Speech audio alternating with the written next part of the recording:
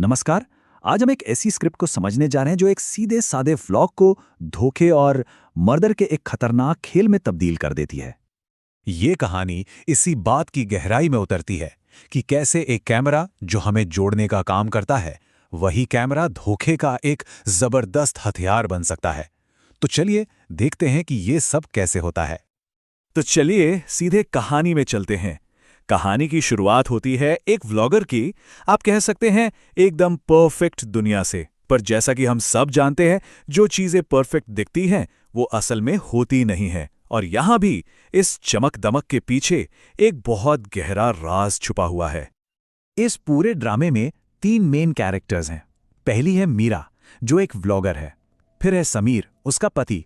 और तीसरा किरदार है रोहन, जो समीर का भाई है। ये पूरी कहानी इन्हीं तीनों के आसपास घूमती है। कैमरे के सामने तो मीरा एक बहुत ही अच्छी भाभी होने का नाटक करती है। वो अपने व्लॉग में दिखाती है कि उसे अपने देवर रोहन की कितनी फिक्र है, जो थोड़ा परेशान सा दिख रहा है।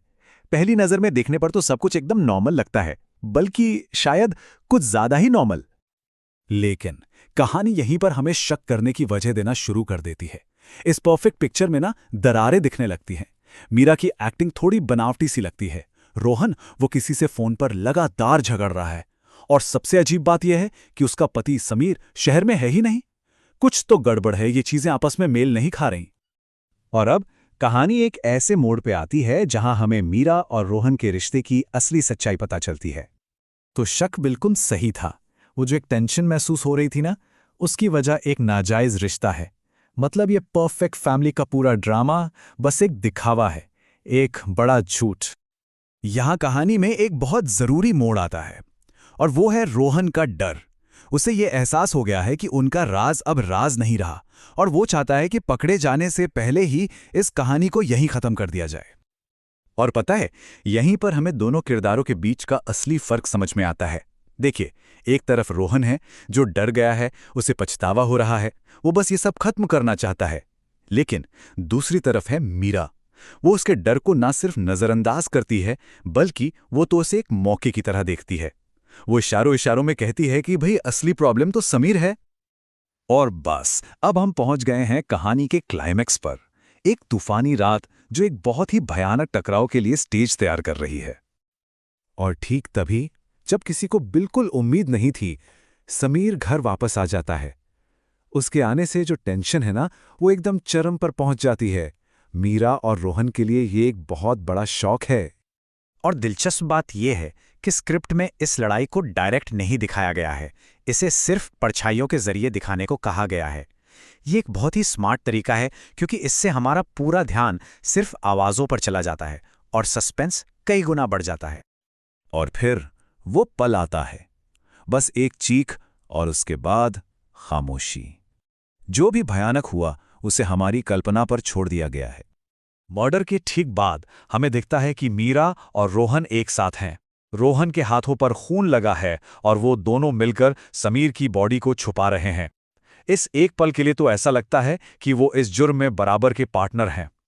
अगली सुबह अब शुरू होता है इस राज को छुपाने का खेल। और यहीं पर मीरा का व्लॉगर होना एक बहुत ही खतरनाक रूप ले लेता है। मीरा जरा भी वक्त बर्बाद नहीं करती। वो फौरन एक नई कहानी गढ़ लेती है, अपना कैमरा ऑन करती है और अपने ऑनलाइन फॉलोअर्स और पुलिस के सामने दुख का एक जबरदस्त ड्रामा शुरू कर देती है। लेकिन उसके इस परफेक्ट एक्टिंग के बीच में एक आवाज आती है। एक ऐसी आवाज जो सब कुछ बदलने वाली है। एक ऐसा सबूत जो उसका पूरा खेल खराब कर सकता है। और यहीं पर मीरा की सबसे बड़ी गलती सामने आती है। समीर का फोन बजने लगता है, और वो फोन कहीं और नहीं बल्कि मीरा के हैंडबैग के अंदर से बज रहा होता है। और इसी के साथ हम पहुंचते हैं कहानी के आखिरी हिस्से में, जहां असली मास्टरमाइंड कौन है, इस बात से पर्दा उठता है। अब पूरी कहानी का जो राज है वो उस फोन में कैद है, जो अब रोहन के हाथ में है। सवाल सिर्फ एक है, आखिर उस फोन में है क्या? फोन का वीडियो सब कुछ साफ कर देता है। असल में मीरा इस जुर्म में पार्टनर नहीं, बल्कि वो तो इसकी डायरेक्टर थी। उसी ने समीर को घर बुलाया था, उसी ने रोहन को हमला करने के लिए उकसाया था, और फिर सब कुछ चुपके से रिकॉर्ड कर लिया। उसका एक ही मकसद था, रोहन को इस मर्डर के केस में पूरी तरह से फंसाना। और जैसे ही पुलिस आती है, मीरा अपनी लाइव स्ट्रीम को रोहन के खिलाफ एक ऐसे सबूत के तौर पर पेश करती है जिसे कोई झुठला नहीं सकता। सोचिए, वही व्लॉग जो कभी उसकी लाइफस्टाइल दिखाने का जरिया था, अब हत्या का हथियार बन चुका है, एक बेगुनाह को फंसाने के लिए। और कहानी का अंत होता है मीरा के इस ठंडे और डरावने वाक़ये के साथ। वो सीधे कैमरे में देखकर अपने दर्शकों से बात करती है और ये साफ हो जाता है कि उसे अपने किए पर जरा सा भी अफसोस नहीं है। ये कहानी हमारी आज की डिजिटल दुनिया पर एक बहुत गहरा सवाल छोड़ जाती है। ये हमें सोचने पर मजबूर करती है कि हम रोज जो स्क्रीन देखते हैं, उन स्क्रीन्स के पीछे की सच्चाई आखिर है क्या?